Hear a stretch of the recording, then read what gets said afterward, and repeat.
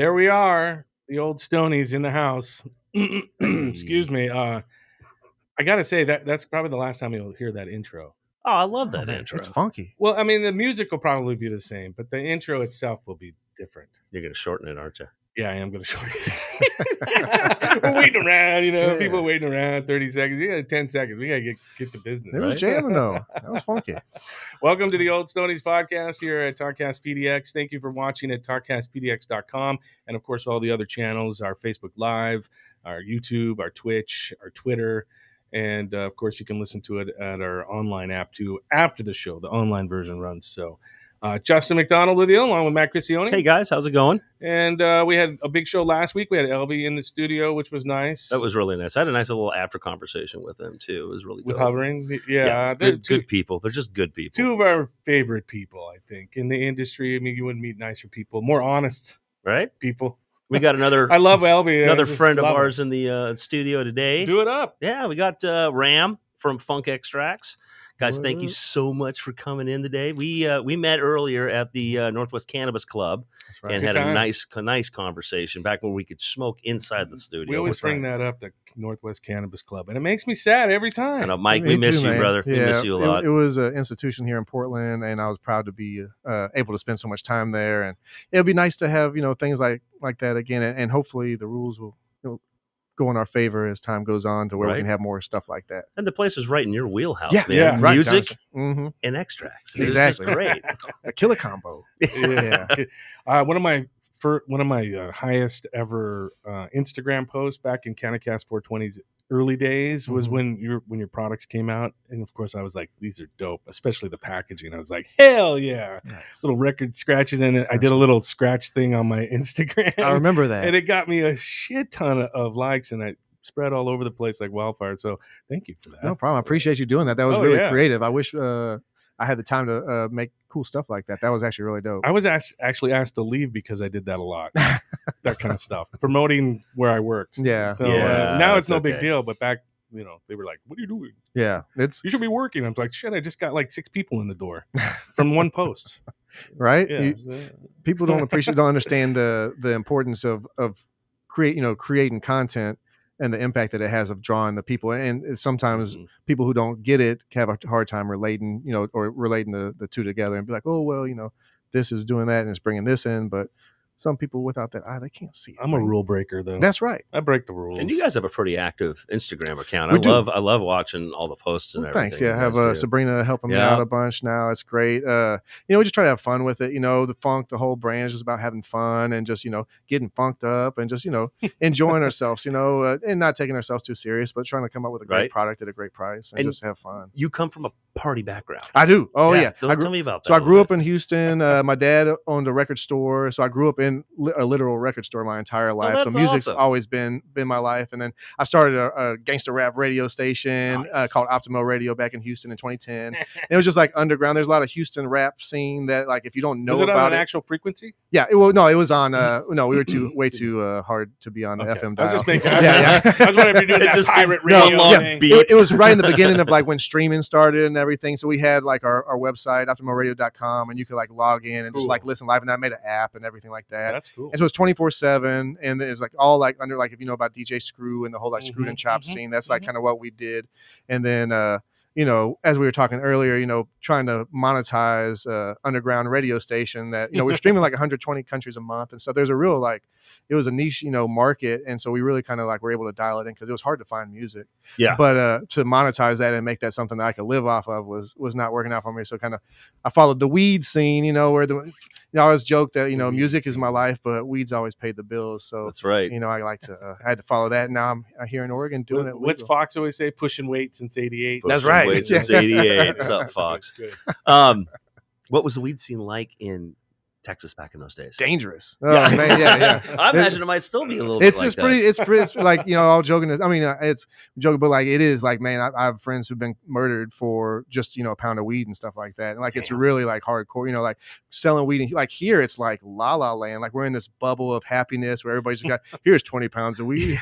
Here's $20,000, it's just like no big deal. But in Houston, like, I mean, I've seen some wild stuff, and I've been, in situations that were pretty wild over just a little bit. I mean, I've been to jail 5 or 6 times for like less than an eighth, like in the county with dudes who are like in there for some messed up stuff, like just for having it on me, not even like selling it. I mean, well, I got arrested for that too, but but simple possession has happened to me several times, and just in the late 90s, early 2000s, it was real.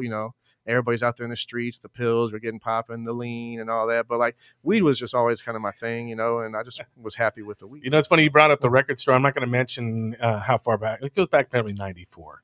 Okay, I knew some cats who owned a record store, and I'm not going to mention because I don't know what the statute of limitations is, but they used to have a Ticketmaster, right? They have a nice Ticketmaster, and people would come in to buy concert tickets. And at the same time, you could buy concert tickets, you get an eighth of weed. Yeah. Oh man, you got to eat the weed? No, an eighth of weed. You could, come in, buy 2 tickets, and then we didn't sell grams. We sold eighths only. So it's like, hey, did I say did we? So, sorry. But yeah, you can buy tickets and buy weed at your local Ticketmaster at this record store, and it was great. It was it was a great record store too. It always had cool stuff, but you always knew, like, if you needed a bag, if you were one of the select few that knew the right code to say when you bought tickets. Was it more music? Music? Yeah. Nah. Do you know what the code was? Can you say the code or like? Nah, I can't. I'm not gonna do it. Yeah, but it was a good system. That's dope. It paid for a lot of things. Now it's you go to the store and buy it. And I really like being able to have that, the ease of that. But all the weird parking lots we used to sit in, like waiting for 20 minutes for some dude to show. He's like, I'll be there in 5 minutes. I'll be there in 5 minutes. And you're like in this weird part of town just for a little bit of weed. Right. I mean, yeah. I remember going one night to go buy some weed in the hood because like it was like 1 a.m. It's like, you don't know where else to get it at. And I go down there and like all these dudes like run up to my car with their fists clenched. And I was like, oh shit, I'm about to get killed. So I just drive off. And then like I go back there like a couple of days during the day and I see my buddy that I know. I'm like, man, I tried to come over here the other night just to get a couple of sweets, and he's like, everybody came running up to my car like this. He's like, oh, like this. And he held his fist and opened it. And there's like a bunch of crack rocks in it. And I was like, he's like, they probably thought you were trying to buy crack. And I was like, no, I just wanted some weed. I was like trying to buy weed at 1 a.m. in Houston back in the day, man. It was rough. It was wild. It was really, I've seen some wild stuff just over a little bit of weed. And to be in this situation now where it's so, where recreational is probably year 6 of recreational. Yep. And I mean, it's become standard now. I mean, the prices have dropped dramatically. The struggle back in the day was real. I mean, I burned a lot of gas, put on a lot of miles just for the chance to pick up whatever, a quarter pound or whatever it was we were picking up. I waited in a lot of shady, Denny's in different parts of Washington State and Alaska State. I used to hate that though. It makes you feel like, but I used to hate going to my dealer's house too, because I was like Seth Rogen in Pineapple Express. I just want to get in and kind of get out, Yeah. But I always want to sit down, chill out, smoke some weed. I'm like, oh my God, I got so much to do. I just want to get a bag and go. I feel you. Yeah. But the people now don't know. Young people now don't know that struggle. That experience, kids don't know what we had to go through back in the day. Yeah, it's true. I mean, it sounds like an old fogey. We're old stoners. But it's true. It's like, there were times where like, man, like you said, you're like, man, where am I at? Seriously, yeah. And as somebody who used to, have people come to my house to grab a little bit here and there, like I would you couldn't leave my house for like 30, 45 minutes. I can't, because I can't believe I got away with that for as long as I did. Because it was just, man, it was wild. And, but you have to have somebody, come in, and then the smell, if somebody smells weed, they're calling the cops, and then the cops are ready to take you to jail. Oh yeah. I got arrested one time coming from Austin to Houston with an eighth of Blue Dream, back when Blue Dream was like actually really good. It was like last time I went to jail, and the cops like took me to jail or whatever. In the jail, they open up the jar and they're like, ooh wee, this is some strong stuff. And then they started singing I'm a Ogie from Muskogee. And I was like, oh man, I'm about to get beat up. And I was you're like, oh shit. Yeah, I'm gonna get beat up or raped or something. Yeah, something. Yeah. Being in the radio business, moving around a little bit, I always found that, you move to a new town, you're like, oh shit, how am I gonna make this work? I always found that the first thing I would do was go get just like a part-time job at a restaurant. And work in the kitchen just like 10 hours a week or whatever, just so I'd meet some people I knew probably smoked weed. So I was like, everyone that, and then as soon as I got hooked up, weed. That's quit. Smart. Yeah. Move on. Nice. I got a connection. We're good. We're rolling. That's actually really smart.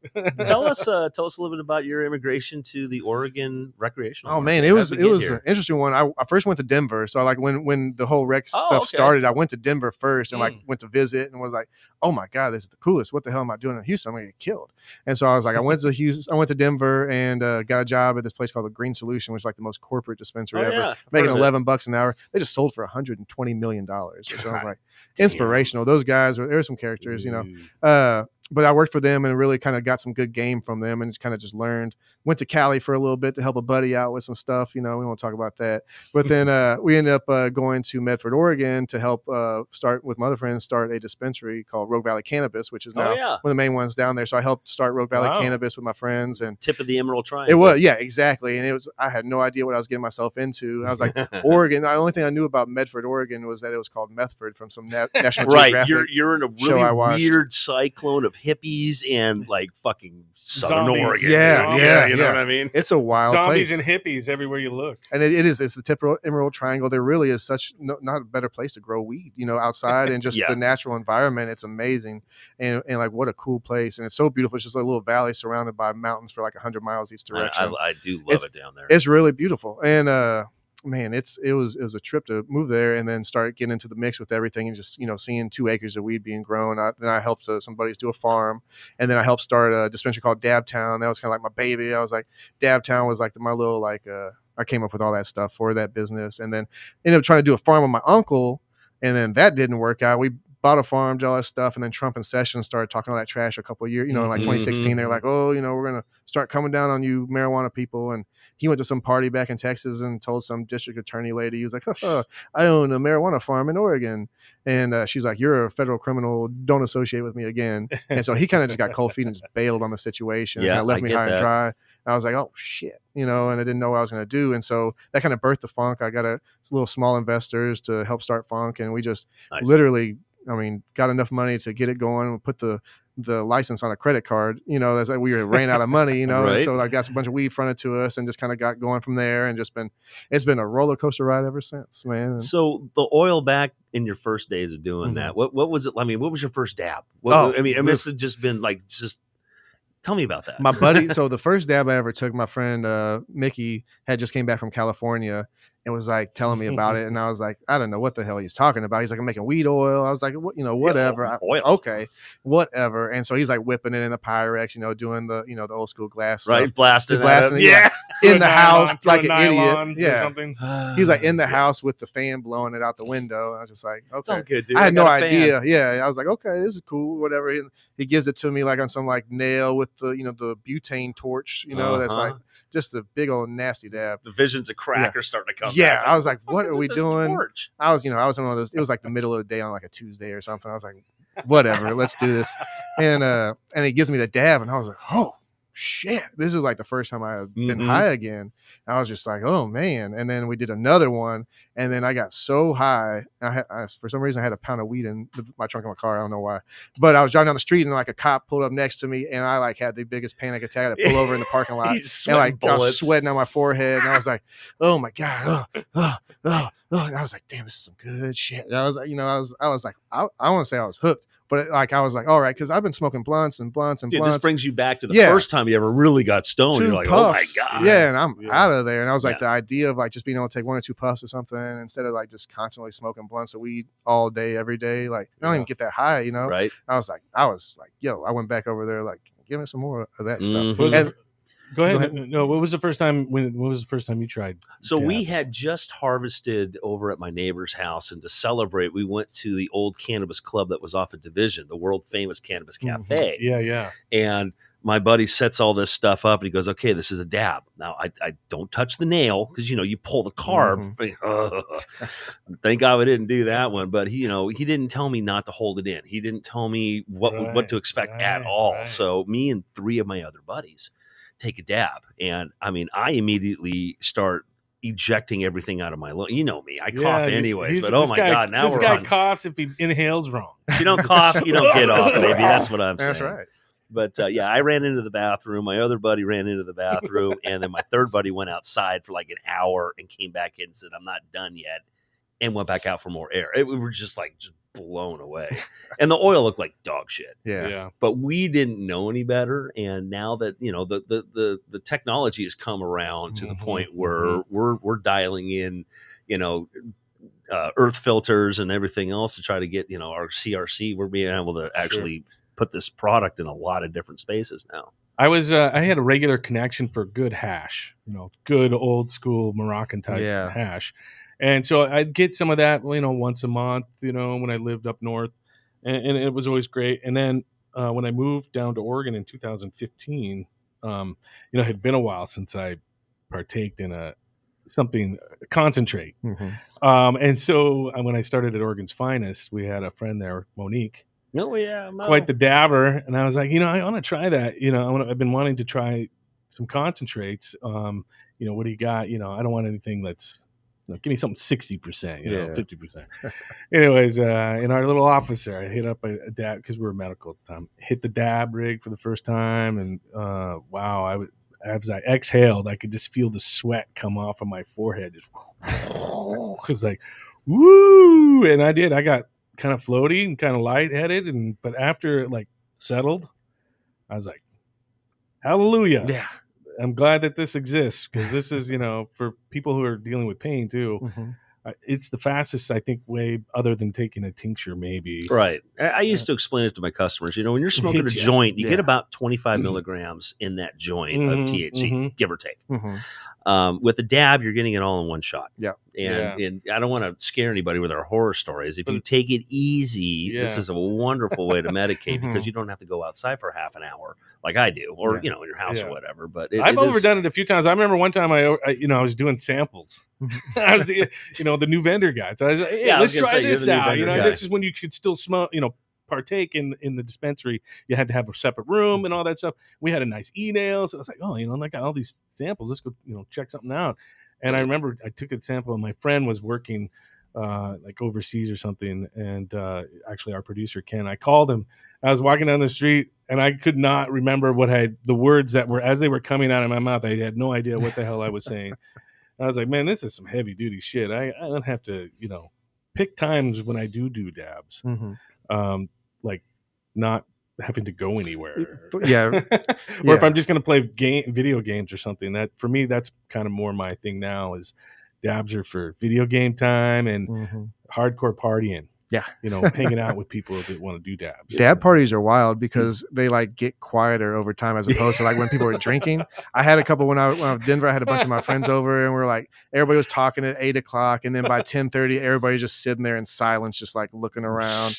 Like, I'm gonna go to Taco Bell now, and it was funny. I was like, your neighbors would appreciate a dab party more so than like everybody getting wasted, drunk, and stuff. I always joke that like smoking, you know, when I'm explaining it to people who don't understand, I'm like, you know, if you're taking a dab, you know, smoking a joint's like drinking a beer, then taking a dab's like taking a shot of tequila or something, you know. So it's kind of similar, you know, type deal, and you're just straight to the point. You know, once you know, exhaling it, you know, you're already kind of there. And I've messed up back, and that's really, you know, aside from loving to be high all the time, it really does help with my back pain. And, it gets the medicine to where it needs to be real fast. I know some med patients that they gram a day. When it comes to the dab, when your tolerance gets up there. Yeah, especially, you know, when anything dealing with spinal injuries and things like that, you know, and it is efficient to get it into your system quicker. By great to cook with. Lots of different stuff. Remember our Christmas party at Oregon's Finest? I was just going to talk about that. I mean, it wasn't. I don't think it was the first. It was the first. Was it the first one? Yeah, it was the first one at the MLK location. We had a Christmas party. Fucking everyone was. We had jars of live resin just filled to the brim, and you know, everybody was just dabbing it up, and there was people who had never dabbed before, sleeping in their car, you know, things like that. I was joking that we couldn't bring civilians to the Christmas parties anymore because they just didn't have the tolerance. They weren't ready for it. Everyone had their heads down. It looked like nap time at a kindergarten. It was hilarious. But it was a hell of a party. I mean, it was a great.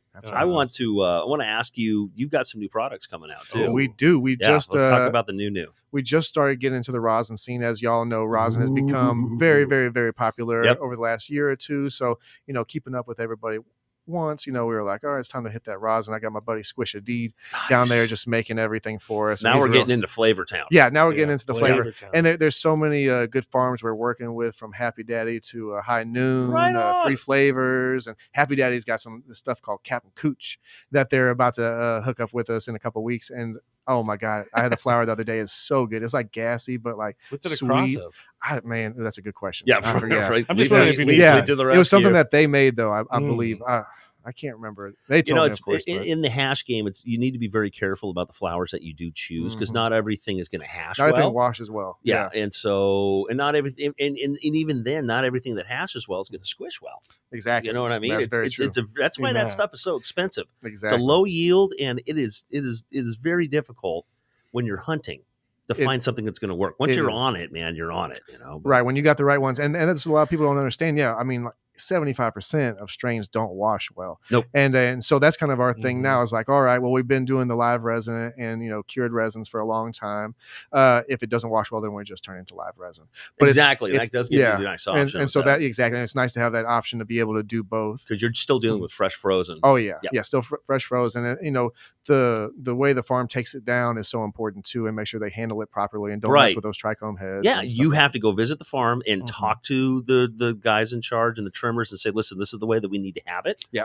And I mean, if you guys ever trimmed weed, it's not an easy job. No, man. And having somebody come in telling you how to do it is a little bit of a pain in the ass. But to get doing it wrong, to get it done right, quicker, it makes such a big difference. It's so important. Yeah, I mean, really, you start squishing all that fresh frozen together and just throw in the bag. Doing it for live resin is fine; doesn't matter. But for rosin, you got to treat those babies real nice. Yeah, and and I've learned that the hard way too. We had our first drop was GMO, and it wasn't harvested for rosin, so it came out like dark, and it smelled great to me. It got me high as shit. It tasted great, and so I was like, well, that's cool. Let's put this out as our first drop. But it was a little too dark, and everybody's like, "Oh, this is garbage." And I was like, "Dude, I promise it's pretty good." But it was our first drop, and it was kind of a good lesson learned that we needed to. And really just 6 years ago, they would have been paying $90 a gram for that. Nobody would have cared. Yeah, that's what I'm saying. I was just gonna point that out. That shit was fire, and I talked to somebody like yesterday about how and it's just still sitting on my shelf. I'm like, but dude, like it's good. Just like, try it. Yeah, let me knock off $5, whatever. $5. So what does the product line for Funk consist of now? Do you have cartridges, live resins? We got what some carts. What do you got? We just slowly are releasing the carts through our B brand Hashland, which is like our like if it's not quite funky enough and then it's under $10 type range, we have it under this brand called Hashland. That's just kind of just a more affordable line. We didn't want Funk to be like too devalued, you know what I mean? Well, exactly. You got your premium line, and then you got you got your other stuff. There's a reason there's Budweiser and Guinness, right? Exactly, yeah. So, and but like you said earlier, it could just very well be off color, right? But the product is still like it's still good. Yeah. We don't source bad flour. Put shit out there. Right? Yeah, exactly. We won't go and source like shit material and do all this stuff too. We go and find good material. There's plenty of farms we know and work with some great guys. Fire in, funk out. Exactly. Nice. Yeah, exactly. Thanks, man. I like you that. Can have that. But yeah. But so for the Hashlands, like our B brand or whatever, and then we have Funk, which is just like in the 9 mil jar. It's just like the big 9 mil jar by itself, and that's kind of like our commercial line. You know what I mean? So it's like 10 to 15 holes. It's like $20, $25, $30 at the shop. And then we had the Funk and the record player boxes that we're known for, and that we've kind of been doing since the beginning. It's like our premium live resins. And we actually have 3 different boxes now that like, we have a white box with a gold record that's like the top hits, you know what I mean? So like the best of the best. We got that. And so you can kind of see from the box like what it is. The purple ones are like we call them new waves, or like if it's like a parfait or like THCA diamonds or something like that, something kind of like a newer, style. Right. It's in that box. And then we have like the classic live resins in like our classic record It'd be box. Cool if you had like shatter and little record sleeves. So we did that in the very beginning. We had maybe like that's where I got. Maybe that's where I we saw had it. like the they were like fold out and they like you pull it out the side, and we did that. But right when we started, shatter like became like, oh, you got shatter. It's gross, and it's no value. It'd be cool again, if you could print shatter out and look like a vinyl. It's right. That's what I was wanting to do, and like try to figure out how to like shape it. When I was back in the medical days, my buddy was like, he would do an ounce, but it was a whole ounce, and he would like press it into a perfect circle, and you had these ounces of shatter in a circle. It was so dope. And I was trying to figure out on a gram level, but you'd have to heat. It was a lot, and then the shatter wasn't being popular anymore, so we just switched to jar stuff. You know what you guys could do? Just a quick idea. Record disc temple balls. Pressed hash. Nice. You could press anything. You could press. That's You true. could press that shit. Yeah. There you go. I don't steal You can have that all one right, too. all right. Yep. Well, thanks, man. Y'all heard it here today when y'all see it. You'll have to get the first samples. So for sure. I have seen. Oh, thank you. I've seen on your Instagram you guys advertise for artists for your boxes. What's that all we about? do. So since I was doing my radio station, that's kind of where I came from. I was like, I wanted to figure out how to put the two together. Like, how can I still help you guys are always supporting the music exactly. industry. So how can I support local artists through what we're doing? And then it was just like, well, what about a QR code? I've been using QR codes to on my flyers back in the day, and they're just now are finally starting to resonate with society. You get TERP profiles, you can do a whole bunch of whatever. Shit. Yeah. So we're like, let's just put people's music on there, whether it's a Spotify song or YouTube video or a mixtape, whatever it is. Like, let's just put something out there for people so you can literally jam out while you smoke out from them. Then the boxes actually do play music. So it's it's like awesome. That's cool. That's cool. Yeah. So you can every strain has a different song on it, and so you can just scan it with your phone, and then boom, you're jamming out while you're smoking and dabbing. And I like the marketing idea, but I absolutely love the fact that you're actually supporting the community with it too. That's what that's what it's about. My radio station, our slogan was, "If it ain't local, it ain't live." Support local artists and businesses, and that's kind of like it's just I feel like growing up in a record store, my mom and pop record store, right. I lived that life. And like, if people supporting my dad's store is the reason I, had shoes on my feet. And so I appreciate, the smaller stores. I work with all shops and big chains or smaller stores. But I try to give the same opportunities to the smaller shops. And I'm like, hey man, I just gave so-and-so a big old deal because they got 12 shops. But you know what, I'm gonna hook you up too, and just try to pass that along and help everybody out, because we're all a community at the end of the day. And if we're not supporting each other, what are we doing? Right. My last question: if you could think of one song that take you back to those days when you're back in your mom and dad's shop, what do you think it'd be? Oh man, back in the record store. Oof. Probably or maybe a band. Oh, I would have to say James Brown. My dad played a lot of James Brown, and my mom and dad both went to a James Brown concert where they saw each other, and then a few weeks later they went on their first date or something like that. It doesn't get any funkier than James Brown. That's a cool story. Yeah. Mom and dad, hook it going to James Brown. Yeah. Getting married. Yeah, seriously. Jeez. Who'd have thought? My wife and I went to Soundgarden. Nice. Yeah. Soundgarden's and then we ended up getting married. Nice. Oh, that's nice. So you can rock out. That's good with me.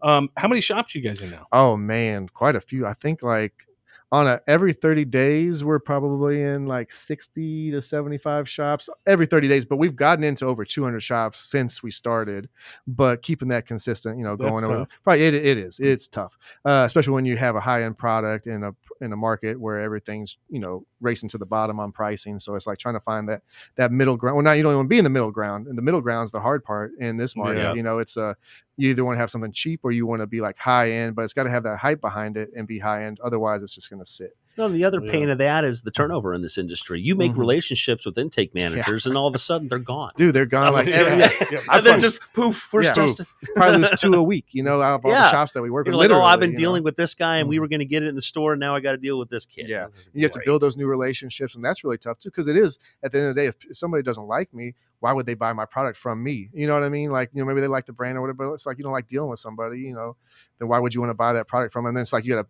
build that new relationship, meet somebody new and hope that they're going to buy you at the same rate and then keep things going. And all those steps again. It is pretty crazy in this industry. I did not have all these grays in my beer before I got my license.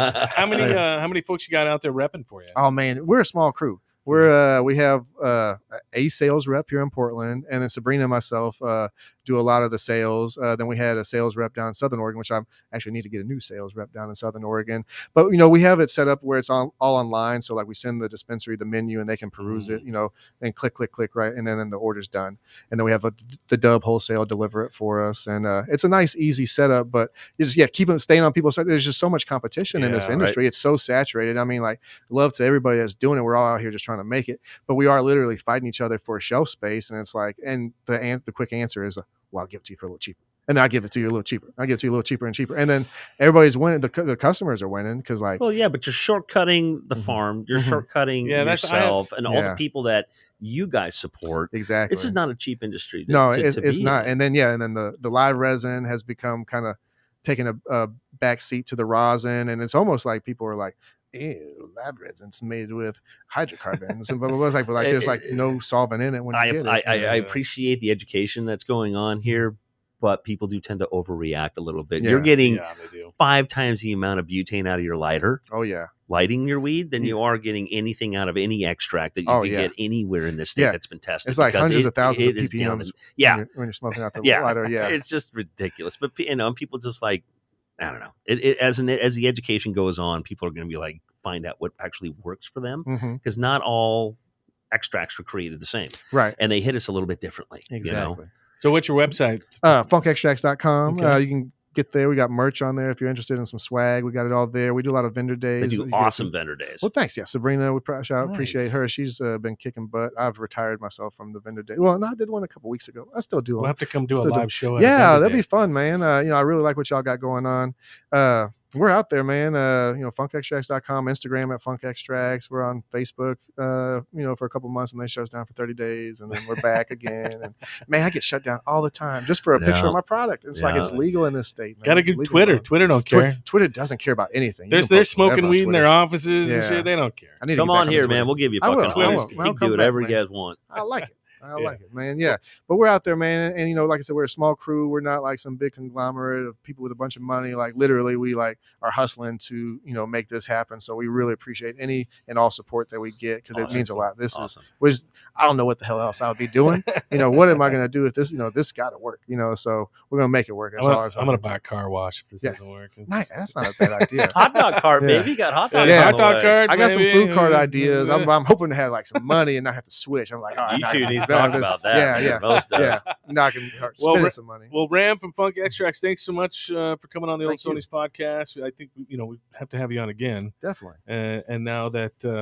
maybe we'll have to go out and have a little taste too. Yeah. At some point. Well, maybe have a segment where we go do a little taste testing in the car, like how we used to have to smoke in the parking lot back in the day. I was living in some hipster apartments over here when I first moved to Portland, and like within a week I got like tagged for smoking in my apartment. So like I started smoking weed in my car, and my girlfriend's like, "This is like high school." I'm like, "Yeah, it's not so bad," but like it is. Yeah. Well, like I said, we got that inverter in the back of the Bronco, man. We can hook up the email. We can do that. Do some road trips. Sounds like a good time. All right. Well, thanks, guys. Yeah, that's going to do it for us today. The Old Stoney's podcast. Make sure to go to talkcastpdx.com. Check out all the past episodes and stay up to date with the current ones as well. Check us out. We're on Instagram at the Old Stoney's, so you want to check that out. And of course, go like TalkCast PDX as well on Instagram. Yep. We definitely want you following us there. That's going to do it for myself. I'm Justin McDonald. Matt Criscione. Till next time, keep on smoking.